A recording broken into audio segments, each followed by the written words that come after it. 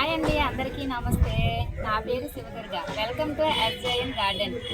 ఈరోజు వీడియో ఏంటంటే, సాధారణంగా మన మొక్కలకు పూత కాపు బాగా రావడం కోసం పుల్లటి మజ్జిగను వాడతాం కదండి. ఆ పుల్లటి మజ్జిగను ఎలా మన మొక్కలకి యూజ్ చేయాలనేది ఈ వీడియోలో చెప్తానండి. ఆ పుల్లటి మజ్జిగలో వేపాకులతో తయారు చేసిన కషాయం కనుక కలిపి మన మొక్కలకి స్ప్రే చేసామనుకోండి, మనకి కంటికి కనిపించిన పురుగులు కూడా పోతాయండి. అదే నేను నా మొక్కలపై ప్రయోగించాను, అది సక్సెస్ అయితే అయ్యింది. అది ఏ విధంగా చేశాననేది కూడా ఈ వీడియోలో చెప్తాను. వీడియోలోకి వెళ్ళే ముందు ప్లీజ్ లైక్ చేయండి. మన ఛానల్ కనుక ఎవరైనా ఫస్ట్ టైం కనుక చూసినట్లయితే ప్లీజ్ సబ్స్క్రైబ్ చేయండి ఫ్రెండ్స్. ప్లీజ్ సపోర్ట్ చేయండి. చూసారా, ఇది పుల్లటి మజ్జిగ అండి. ఈ పుల్లటి మజ్జిగ నేను 1/2 లీటర్ అయితే తీసుకున్నాను. ఈ 1/2 లీటర్ పాలు తీసుకొని నేనైతే ఏం చేశానంటే, దానిలో పెరుగు వేసి తోడు పెట్టుకున్నాను. ఈ తోడును ఏం చేశానంటే 3 రోజుల వరకు ఈ పెరుగు అనేది పక్కనైతే పెట్టుకున్నాను. అది బాగా పులిసిన తర్వాత ఈ కవ్వంతో బాగా చిలికానండి. ఈ పెరుగులో నేను కొంచెం వాటర్ కూడా కలిపాను. మనం ప్యాకెట్ పాలు తీసుకోవచ్చా అనేసి అంటే, ప్యాకెట్ పాలలో ఏవేవో కెమికల్స్ ఉన్నాయనేసి అంటున్నారు, మనం వింటూ ఉన్నాం కదండి. ఆ ప్యాకెట్ పాలు కంటే ఆవు పాలు అనేవి బాగా ఉపయోగపడతాయండి. ఆ పాలు తోడు పెట్టిన తర్వాత పెరుగుగా తయారవుతుంది కదండి. ఆ పెరుగును దయచేసి మిక్సీ మాత్రం పెట్టకండి. ఎందుకంటే అలా మిక్సీ పెట్టడం వలన దానిలో ఉండే బ్యాక్టీరియా అనేది చనిపోతుంది. అందువలన మనకి ఈ పుల్లటి మజ్జిగ అయితే అందులో ఉన్న బ్యాక్టీరియా చనిపోవడం వల్ల మనం పూత కాపు కోసం ఈ పుల్లటి మజ్జిగను వాడతాం కదా. మనకి ఏదైతే పూత నిలబడాలని అనుకుంటామో అదైతే నిలబడదు మిక్సీలో వేసినట్లయితే. అందువల్ల మిక్సీలో వేయకుండా ఈ కవ్వంతో కొంచెం కష్టపడి మన మొక్కల కోసం తప్పదు కదండి. అందువల్ల కవ్వంతో అయితే చిలుక్కోండి. ఇప్పుడు దీన్ని మనం వడకొట్టుకుందామండి. ఈ పుల్లటి మజ్జిగను ఇప్పుడు మనం వడకొట్టుకుందాం. 1/2 లీటర్ పాలని కవ్వంతో చిలికిన తర్వాత వాటర్ అయితే వేసుకున్న తర్వాత ఈ గిన్నెడైతే వచ్చింది. ఇప్పుడు దీన్ని ఈ బకెట్లోనికి మనం వడకట్టుకుందాం. ఏదైనా కాటన్ క్లాత్ ఉంటే కాటన్ క్లాత్, మీ దగ్గర ఏది అవైలబుల్గా ఉంటే అది తీసుకోండి. ఎందుకంటే ఇలా వేసేస్తే మనకి స్ప్రే చేసేటప్పుడు అది స్ప్రే బాటిల్కి అడ్డుపడిపోయి మనకి ఏమవుతుంది అనేసి అంటే స్ప్రే అనేది అవ్వదు కదా. అందువల్ల ఏం చేస్తారు అనేసి అంటే, ఇలా కాటన్ క్లాత్ తీసుకోండి. కొంచెం కష్టమైన పనే, మరి స్ప్రే అవ్వాలి అనేసి అంటే తప్పదు.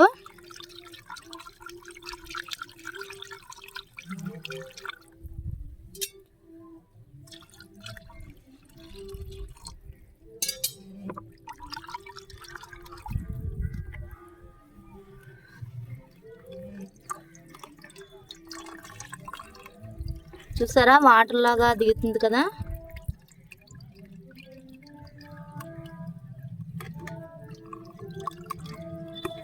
ఆవు పాలు కదండి, అందువల్ల కొంచెం పలచగానే ఉంటాయి. ఆవు పాలే కాదు, మీ దగ్గర గేదె పాలు ఉంటే గేదె పాలు తీసుకోండి. ఏ పాలు ఉంటే ఆ పాలు తీసుకోండి.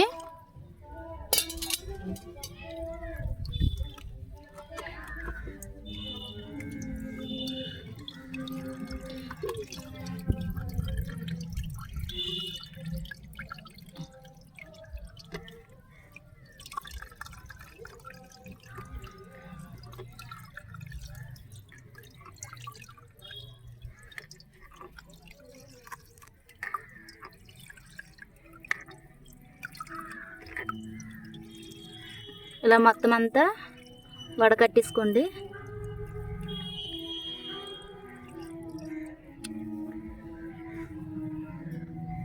చూసారా ఎంత చెత్త అనేది వచ్చిందో. ఇది అనేది ఇప్పుడు పక్కన పెట్టేద్దాం.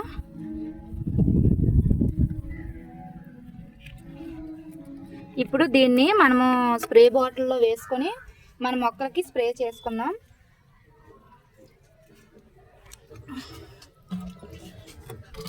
నేను ఎలా స్ప్రే చేస్తున్నాను అనేసి అంటే, 1 గ్లాసు మజ్జిగకి, పుల్లటి మజ్జిగకి ఒక 2 గ్లాసులు వాటర్ అయితే తీసుకుంటున్నాను.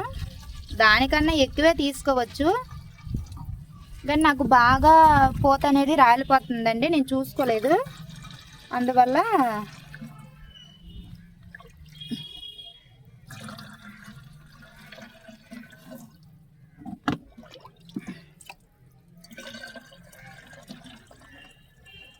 రెండు గ్లాసులు అని చెప్పాను కానీ 3 గ్లాసులు వేసాను. చూసారా, దానికన్నా ఎక్కువ వాటర్ కూడా మనం వేసుకోవచ్చు, ఏం ప్రాబ్లం లేదండి. ఇది న్యాచురలే కాబట్టి మన మొక్కలకు ఏం అయిపోదు.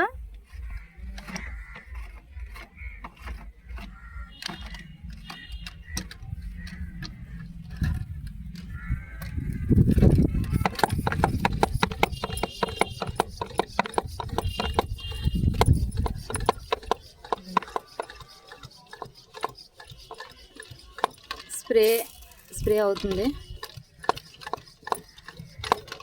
ఈ పెరుగుని తర్వాత ఏం చేయాలనేది నేను చెప్తాను.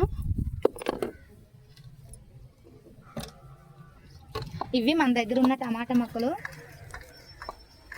పూత అయితే పై వరకు చాలా బాగా వచ్చిందండి. చూసారా, కాయలు కూడా వచ్చేసాయి. కానీ ఈ ముందు చూసారా, ఈ పూత అనేది రాలిపోయింది అనమాట, నేను చూసుకోలేదు.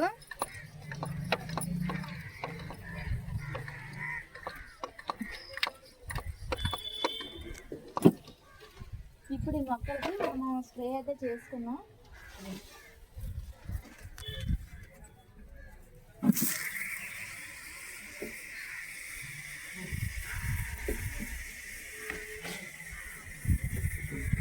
మొత్తం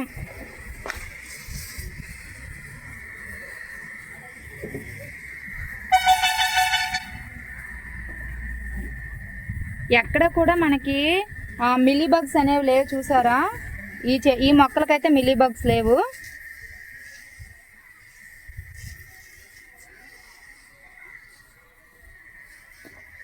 ఇంకో విషయం ఏమిటంటే, ఈ ఆకులు చూడండి ఇలా అయిపోయాయి కదా. ఇలా అయిపోవడానికి కారణం ఏమిటంటే, ఈ ఆకు అనేది ఆహారాన్ని తయారు చేసుకోలేదండి. ఎందువల్లంటే ఇది కిరణజన్య సంయోగ క్రియ అనేది దీనికి అవ్వలేదు. అందువల్ల ఈ ఆకు అనేది పండుబారిపోయిందండి. ఇలా పండుబారకుండా ఇలా గ్రీన్ కలర్లోకి రావాలన్నా సరే ఈ మజ్జిగ అనేది చాలా బాగా ఉపయోగపడుతుంది, ఈ పులిసిన మజ్జిగ అనేది.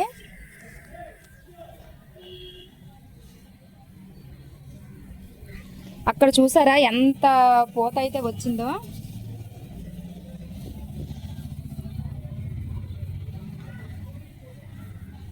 ఈ కింద అయితే కాయలు కూడా వచ్చేసాయి. చూడండి, పైకి వెళ్ళినంత వరకు కూడా మనకి పూత అనేది ఉన్నది.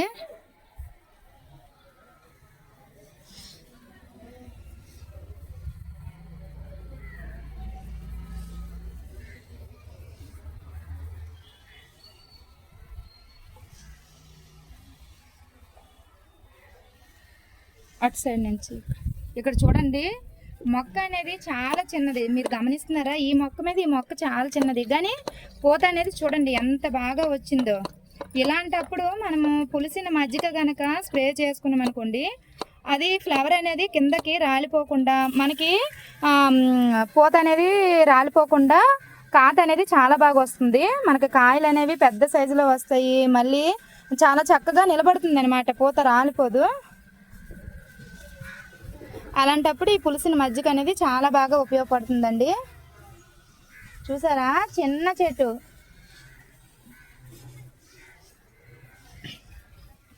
ఎప్పుడైనా సరే టమాటా మొక్కలకు మనకి అరిచెయ్యి ఉంటుంది కదండి, అరిచెయ్య ఇలాగా ఇప్పుడు ఇది టమాటా చెట్టు కదా, ఈ టమాటా చెట్టుకి ఈ అరిచెయ్యంత వరకు కూడా ఆకు అనేది ఉంచకూడదు. చూసారా, ఇంత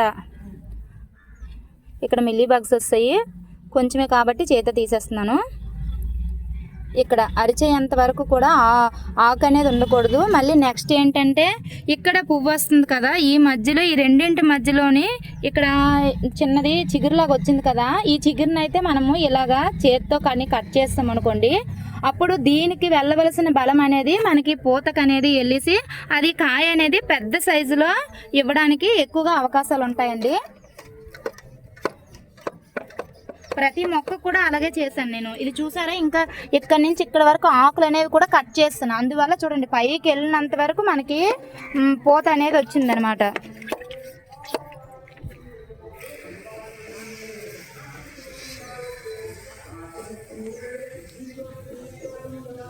ఎక్కడ కూడా మనకి టమాటా మొక్కలకి మిల్లీ బగ్స్ అనేవి ఎక్కడ రాలేదు చూసారా. రాకుండా నేను వేప నూనె స్ప్రే చేస్తూ ఉంటాను 15 డేస్కి ఒకసారి. అండ్ వేపాకులతో తయారు చేసిన కషాయాన్ని ఎక్కువగా ఉపయోగిస్తానండి. అందువల్ల నాకు ఎక్కువగా మిల్లీ బగ్స్ అనేవి రావు. తర్వాత పేనుబంక కూడా చాలా తక్కువ నా మొక్కలకి రావడం. నాకు మన ఇంటికి ఏవైతే అవసరం అవుతాయో అవే నేను ఎక్కువగా వేస్తూ ఉంటానండి గార్డెన్లోని. మనకు అవసరం లేనివైతే వెయ్యను. అక్కడ టమాటా చెట్టు ఉంది కదా, ఆ టమాటా చెట్టుకి కూడా నేను స్ప్రే చేసుకుంటాను. ఇవి కాయల సైజు చూడండి ఎంత చక్కగా వచ్చాయో చూసారా. కాయ సైజు చూడండి, కాయ సైజు. దీనికి ఇంకా కర్ర కట్టుకోవాలి. చూడండి చూడండి ఎంత పెద్ద, పైకి వెళ్ళేంత వరకు కూడా కాయలనే ఉన్నాయన్నమాట. చూసారా, పైకి వెళ్ళేంత వరకు కాయలనే ఉన్నాయి చూడండి.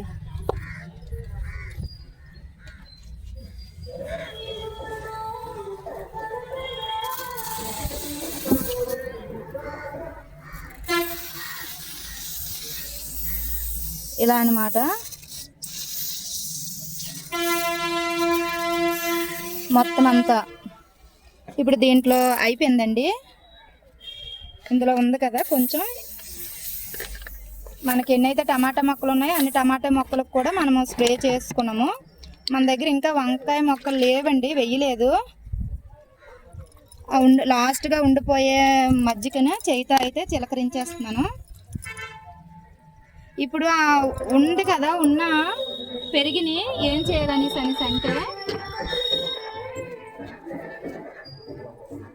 ఇప్పుడు ఈ పెరుగు ఉంది కదా, సారీ అండి, పెరుగు అని వచ్చేస్తుంది. పెరుగు కాదు, మజ్జిగ. ఈ పుల్లటి మజ్జిగ అనేది ఉంది కదా, ఈ పుల్లటి మజ్జిగని ఏం చేయాలి అనేసి అంటే ఇప్పుడు సేమ్ క్వాంటిటీ అంటే ఏం చేయాలి,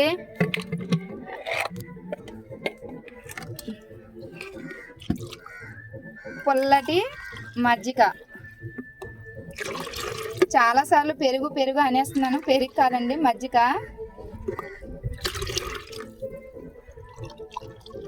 ఈ పులిసిన మజ్జిగ ఉంది కదా 1 గ్లాసు,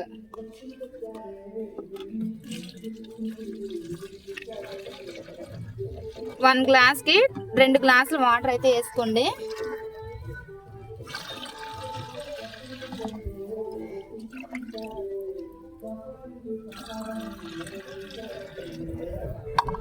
ఇది వేపాకులతో తయారు చేసిన ద్రావణం అండి. అంటే వేపాకులు అనేసి అంటే మన వేపాకులు ఉంటాయి కదా, ఆ వేపాకుల్ని బాగా వాటర్లో కడుక్కొని దాన్ని గ్యాస్ పొయ్యి మీద వేసి బాగా మరిగించానండి.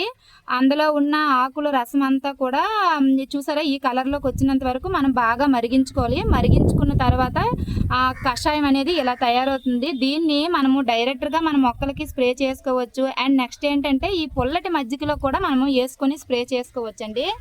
ఒక 5 ml అయితే మనం వేసుకొని స్ప్రే చేసుకుందాం. 5 ml అనేసి మనకి ఎలా తెలుస్తుంది అనేసి అంటే అక్కడ కప్పు ఉంది చూడండి, కప్పు ఇది 5 ml కరెక్ట్గా. ఈ 5 ml కొంచెం ఎక్కువైనా పర్వాలేదు. 5 ml మీరు ఎక్కువ వేసుకున్న ప్రాబ్లం ఏం లేదండి, ఏమీ అయిపోదు. నేను ఎక్కువగా వేప నూనె వేపాకులతో తయారు చేసిన కషాయాన్ని ఎక్కువగా వాడతాను. ఇది ఏం చేద్దాం అనేసి అంటే ఆకుకూరలకి గట్టా స్ప్రే చేసుకోవచ్చండి, ఏమైపోదు. మన ఆకుకూరలకి మనకి కంటికి కనిపించని పురుగు ఉంటుంది కదండి, అది ఆకుల రసాన్ని పీల్చేస్తుంది. ఆ పురుగు పోవడానికి ఈ కషాయం అయితే చాలా బాగా ఉపయోగపడుతుంది. పుల్లటి మజ్జిగ మనకు ఉంది కాబట్టి ఆ మజ్జిగలో వేసి ఈ కషాయాన్ని అందులో డైల్యూట్ చేసుకొని మన మొక్కలకైతే ఇప్పుడు స్ప్రే చేసుకుందాం. అక్కడ ఆకుకూరలు ఉన్నాయి, ఆకుకూరలకైతే ఇప్పుడు స్ప్రే చేసుకుందామండి. అక్కడ ఆకుకూరలు ఉన్నాయి చూసారా, అదంతా చుక్కకూర చూసారా. ఈ ట్రబ్బులన్నీ ఖాళీ అయిపోయి ఇంకా వెయ్యలేదు.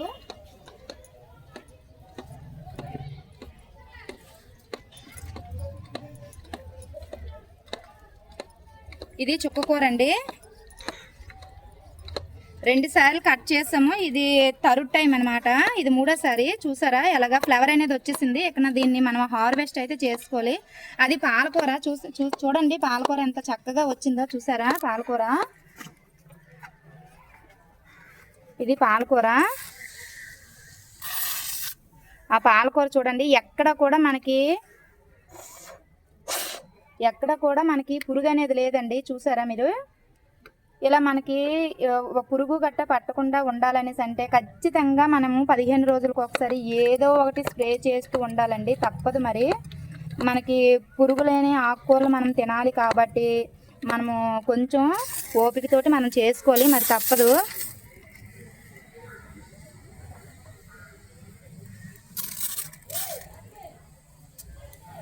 చూసారా? ఇలా అన్నమాట. మొత్తం ఆకుకూరలు అవనివ్వండి, కూరగాయ మొక్కలు అవ్వనివ్వండి, అన్ని మొక్కలు కూడా ఇచ్చుకోవచ్చు. మన వంకాయ మొక్కలకి ఎలా ఇవ్వాలి అనేసి అంటే వంకాయ మొక్కలకి మనం ఇప్పుడు సేమ్ ప్రాసెస్ అండి. 1 గ్లాసు పుల్లటి మజ్జిగకి 2 గ్లాసు నార్మల్ వాటర్ని వేసుకొని అందులోని కొంచెం ఎక్కువ ఇంగువ కాకుండా కొంచెం ఇంగువని మనం వేసుకొని దాన్ని ఎక్కడైతే మనకి పూత అనేది వస్తుందో ఆ పూత దగ్గర మనము స్ప్రే కానీ చేసుకుని అనుకోండి చాలా మంచి రిజల్ట్ అయితే వస్తుందండి. నాకు ఇంకా దొరకలేదు, అందువల్ల నేను వెయ్యలేదనమాట, నారు పోసుకోలేదు.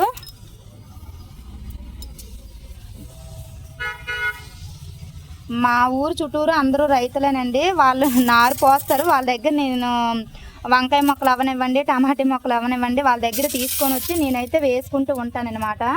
ఇది కూడా చుక్కకూర అండి. ఇది చూసారా? ఇది చుక్కకూర.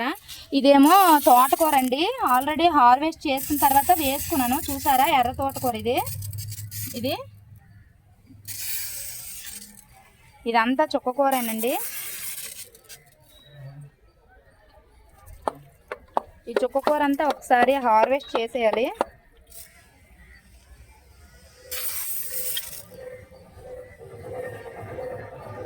చూసారా?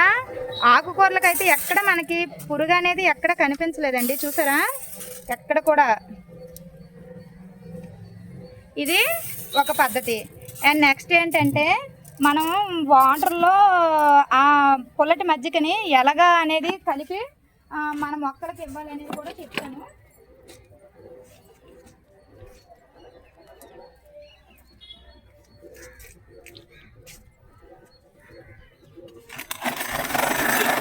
ఇది 20 లీటర్స్ బకెట్ అండి. 20 లీటర్స్ బకెట్కి 2 గ్లాసుల మనం పుల్లటి మజ్జిగనైతే వేసుకోవాలి. మన దగ్గర ఎంత మజ్జిగ ఉందో ఇప్పుడు చూద్దాము. ఇది 20 లీటర్స్ బకెట్ అంటే 1:10 రేషియోలో అనేది మన మొక్కలకి ఇచ్చుకోవాలండి. మనం వడకట్టాం కదా, ఆ మజ్జిగని కూడా ఇందులో పోసేసుకుందాం. ఇది అంటే 1:10. 1 గ్లాసు పెరుగుకి 10 గ్లాసుల వాటర్ అనేది వేసుకొని మొక్క మొదట్లో అయితే వేసుకోవాలండి.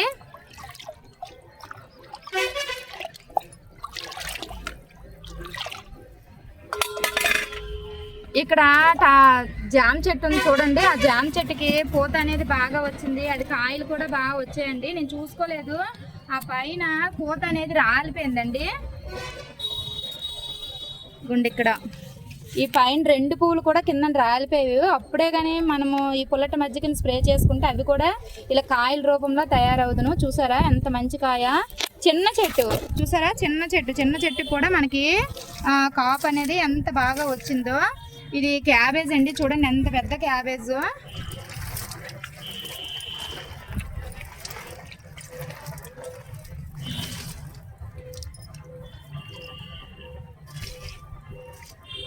మిర్చి చెట్లు కూడా పోసుకోవచ్చండి.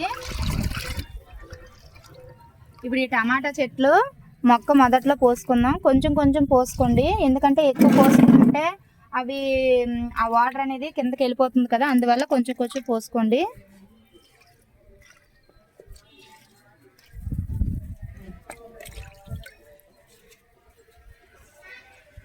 మొత్తం కాయలన్నీ వచ్చిన తర్వాత నేను తీసుకున్న కేరు ఎంతవరకు అది సక్సెస్ అయ్యింది అనేది, ఆ కాయలు ఎంతవరకు వచ్చాయి, అది పండు రూపంలో ఎంతవరకు మారింది అనేది కూడా నేను మీకు వీడియో చేసి చూపిస్తాను.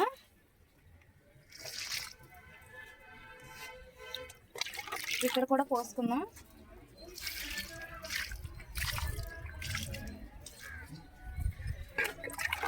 ఈ కిందన బియ్యం పొట్టు ఉంటుంది కదా, అదే వరి పొట్టు, ఆ వరి పొట్టుని అనేది ఆ మొక్కలకి కిందన వేసుకున్నామండి. అది ఏ మొక్కలైతే ఉన్నాయో ఆ మొక్కలకి సేమ్ ప్రాసెస్లో ఇదే వాటర్ అనేది మనము మొక్కల మొదట్లో అనేది వేసుకోవాలండి. ఇదండి ఇవాళ వీడియో. ఈ వీడియో మీకు నచ్చిందనే నేనైతే అనుకుంటున్నాను. వీడియో కనుక మీకు నచ్చినట్లయితే ప్లీజ్ లైక్ చేయండి, ప్లీజ్ సబ్స్క్రైబ్ మై ఛానల్. ఇలాంటి మంచి వీడియోల కోసం మన ఛానల్ని ఫాలో అవుతూ ఉండండి. Thanks friends, bye.